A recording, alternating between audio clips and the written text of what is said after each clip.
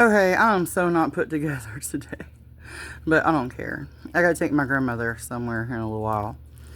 So, on this video, I wanted to talk about what had happened to me myself at Magnolia Bay. So, when I was at Magnolia Bay, my husband kept saying that he was pimping me. And I was like, well, how are you doing that? Because I've never had sex with anyone. So I had quit having sex with my husband when I lived at Magnolia Bay. And I wasn't drinking, I wasn't smoking, I wasn't doing anything the whole time because I was too scared because of where we were. So I never drank, I never smoked, never did anything. So then one night I was in bed and I remember my brain woke up. And I was aware of what was going on, but I couldn't move my body. Like I could hear out of my ear and like my brain was awake. Like if you woke up in the middle of a surgery or an operation, like you hear those horror stories and they're aware of what's going on around them, but they can't talk and they can't move. And based off of what I said about marijuana, marijuana is not a drug that can sedate you deep enough for someone to hurt you and you not feel it. Only anesthesia can do that. So my brain was awake and I could hear, but I couldn't move my body. And I felt someone having sex with me. And I could hear them whispering in my ear that it felt good and that it was Snoop Dogg.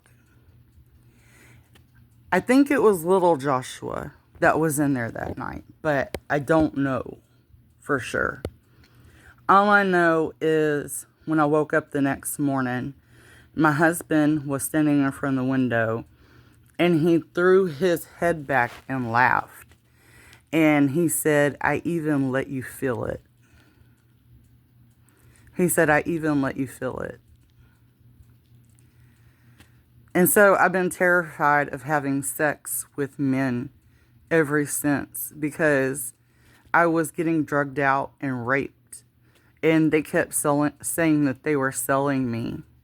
I've had to have HIV tests done.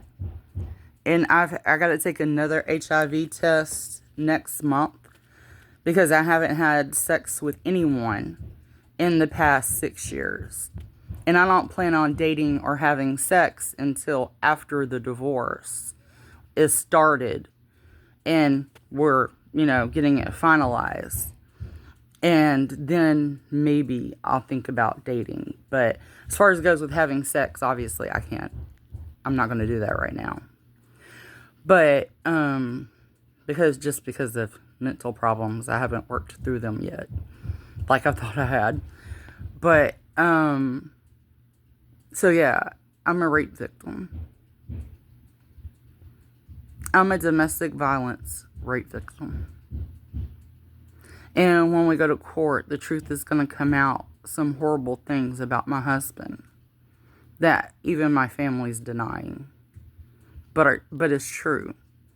And me taking a polygraph test and him taking a polygraph test is going to free me from all of this. And it's going to show that he has been lying and that I've been telling the truth. So I'm not only doing this for justice, I'm also doing this to clear my good name.